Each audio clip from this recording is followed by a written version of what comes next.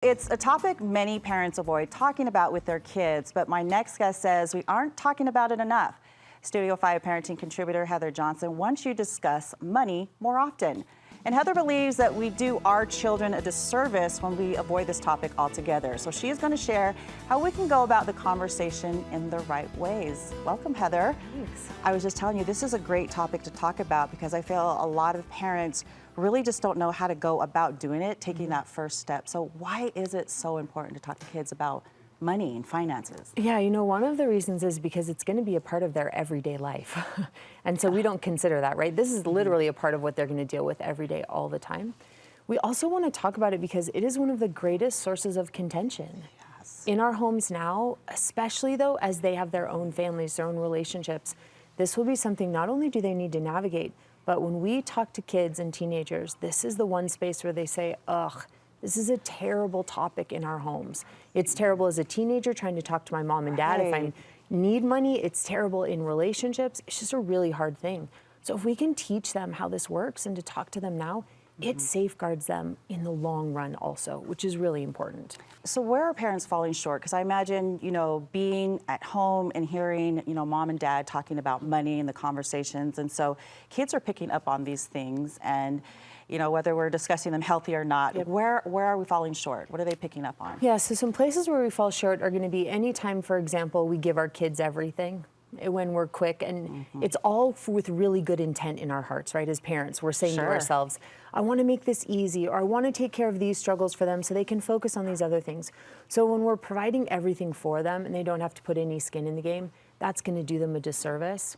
When we are purchasing for them or treating money, dealing with money in a way where we're trying to fill in gaps that we felt as kids, when we're parenting them and saying, well, I didn't get this, so you're going to get this, or I wasn't able to have this opportunity, so I want to make sure you guys have these opportunities.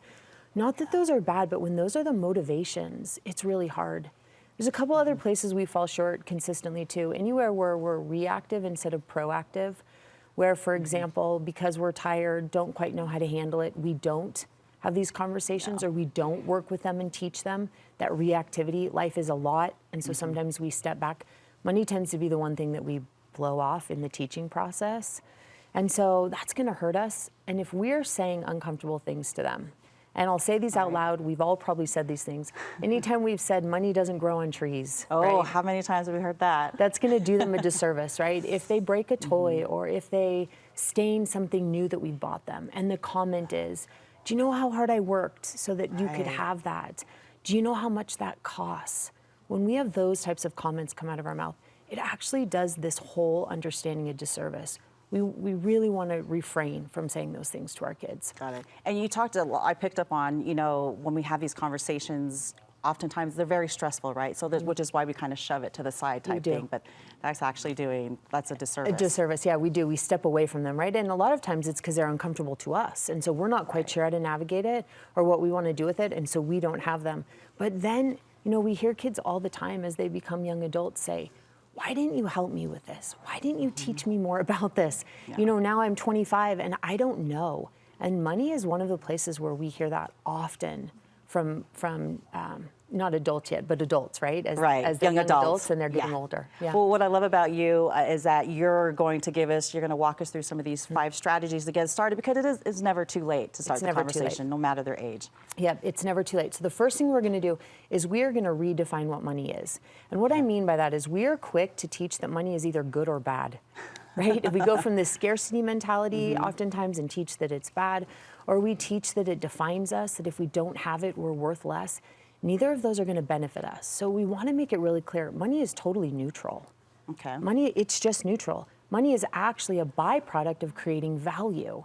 And that's what we want to teach. We want to make sure that our kids and our teenagers understand that money isn't something that brings happiness. It does make things more convenient, but it's not based, or we don't want to base our happiness on it. But the key to this redefining is making sure that our kids understand that money is a byproduct of creating value. Now, creating value is anytime we come up with something meaningful that can then benefit or help someone else, right? There is creating a product that would be creating value that helps or Gotcha. someone else could purchase. Okay. There is emotional value that we can create when we provide a service or when we are empathetic towards others. That's creating value. There's social value that we create when we do something in a way that benefits the community we're a part of. The goal should not be how do you make money as a child, or what are we teaching them that, or what do you do to make money? The goal should be how can you create value, take your talents, abilities, and skills to create value and benefit and bless other people. Money then is a byproduct of that. I love that, just creating value, because there's so much competing voices saying the completely opposite. Second one, focus on legacy. And what do you mean exactly by that? We want to teach them that their goal is to create a legacy, to focus on a heritage, right? So a legacy is going to be, for example, if someone says your name, what values and principles do they attach to that? And are we living in a way that supports or helps them see that that is who I am, right? That is creating a legacy. Gotcha. Kids understand legacy and create a heritage when we teach them through stories. I know in my life, I've been so blessed. My parents were consistently teaching us through stories of our ancestors, of things that they did when they were kids, right? Everything from the values and principles of hard work that a great-great-grandfather lived, of courage, of determination, of love and patience and kindness. We want to actually fill our kids with stories of people who came before them and the value that those people created in their heritage and leave a legacy that way. We often don't think, oh, wait, that has to do with money. It has everything to do with money. So we want them to create that legacy. We want to teach them that way. And we also want them to know that legacy is when our kids far exceed anything we ever did. And we want to say that to them, right? Not so much make more money than I did, but value-based, right? Create more value than I've ever created. That's helping them to leave a legacy. We want a parent moment. We want one of those. Okay, and so this one, I had to pause on this. So it could go either way, right? No more allowances. No more allowances. Okay, break this down for us. I know, Why? we're going to hear from everybody about this one, right? Okay, so here's the problem. Anytime we offer up money repeatedly to our kids, like every weekly, an allowance, for things that they should be doing simply because they're alive and living in our homes and breathing and eating and participating and being a member of our family, we actually teach them to want to work less, right? It really does hurt motivation, and they don't want to work. When really we think that that's helping them work and helping them better understand money, we got to get rid of allowances for those things that they should already be doing simply because they're a part of our family team. This also includes homework. This includes making your bed. This includes keeping a room clean. Taking the trash out, walking the dog. Yes, if you are, 16 and drive, this includes keeping a car clean or keeping gas in it.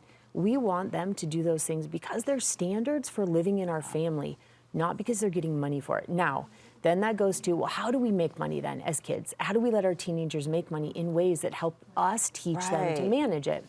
So a much better way to do this is create a list of things above and beyond those everyday standards that they can potentially choose from to execute and to do, right? So this would be big things. I mean, do they want to clean out the attic? By all means, come to me and tell me how much you think that's worth, and let you and I have a conversation about it. Now they're creating value, right? So taking some ownership and absolutely wanting to contribute. Right, and we can have a list of those things for our kids. I know we have one daughter who is fantastic at this. She's consistently coming to us and saying, hey, if I rearrange the linen closet, what's that worth, right? Can I make money doing that? Or she looks outside and she sees something big and far beyond what we do together as yard work as a family and says, hey, if I change, organize, reframe, help someone with this, what is that worth to anyone? What can I do to make money there? We want them to do that and we can provide it. But even better, if you want your children to create value, it's letting them come up with those ideas all on their own. It's letting them look around and see what it is. Taking some ownership into Absolutely. it, being accountable. And this can be really fun, right? Like two of our girls, last summer we were looking to take a family vacation. And so they took it upon themselves to plan this entire family vacation. They planned it, the differences between if we stayed in an Airbnb versus a hotel, how money could be saved, how money could be spent, all the things. And then put together a PowerPoint presentation. PowerPoint. And sat us all down and said, okay, this is what we propose, right?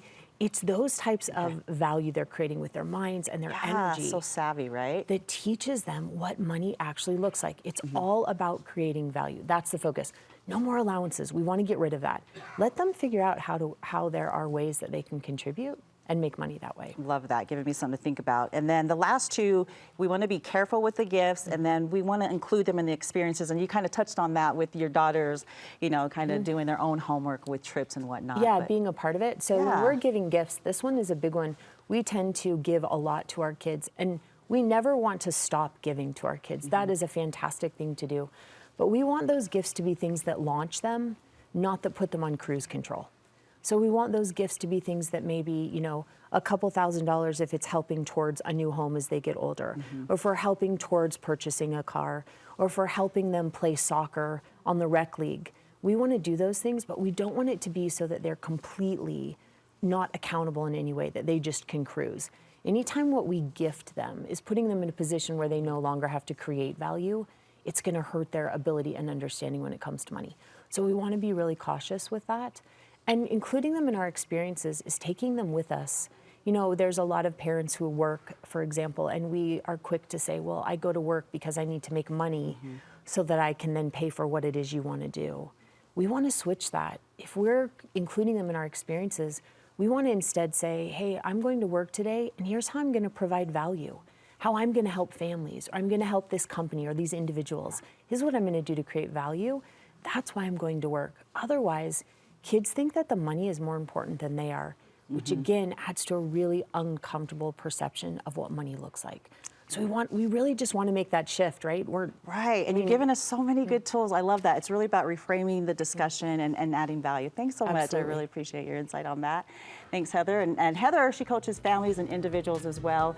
You can find her contact information on the Studio 5 website.